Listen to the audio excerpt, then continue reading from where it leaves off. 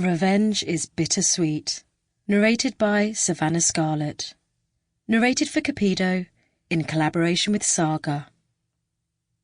Revenge is Bittersweet by Kaj Gornitzka. "Now you are damn well gonna get it," he mumbled dodgily to himself as he fumbled with the ropes hidden under the bed. Everything was well prepared down to the finest detail. He had spent his time wisely while waiting for his wife to get home last night from her weekly gossip meeting with her girlfriends. 2 ropes were stretched out beneath the bed.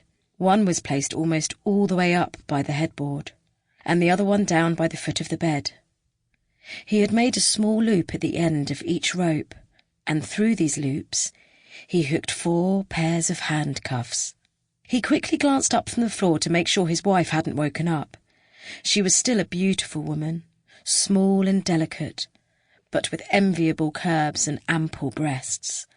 They had been married for half an affinity, and now he had finally had enough. Not of her, though.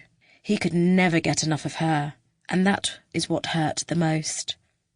He loved her more than anything else on the planet, and she still turned him on like a hormonal and horny teenager. But she'd become so incredibly boring.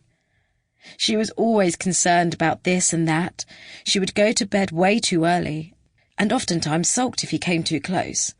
Unless, of course, she decided that this was the right evening to have some fun beneath the covers. In that case, she demanded full effort on his part. She got insufferably sulky if his efforts didn't deliver orgasm by the time she felt was right.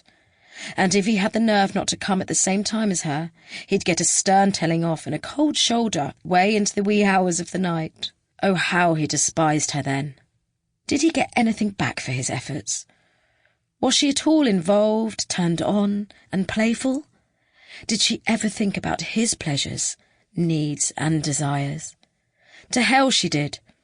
She'd become a self-centred and selfish partner, taking no heed that there was actually 2 of them in the bed.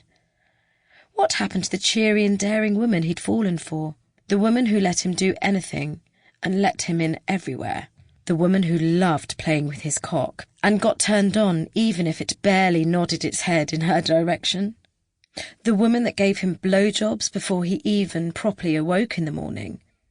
That let him come in her mouth with a devilish smile, or let him unload on her belly, breasts and pussy while she wanked him off in a way that only she could do, and without necessarily demanding anything in return.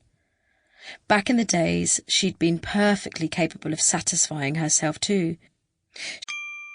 Sample complete. Ready to continue?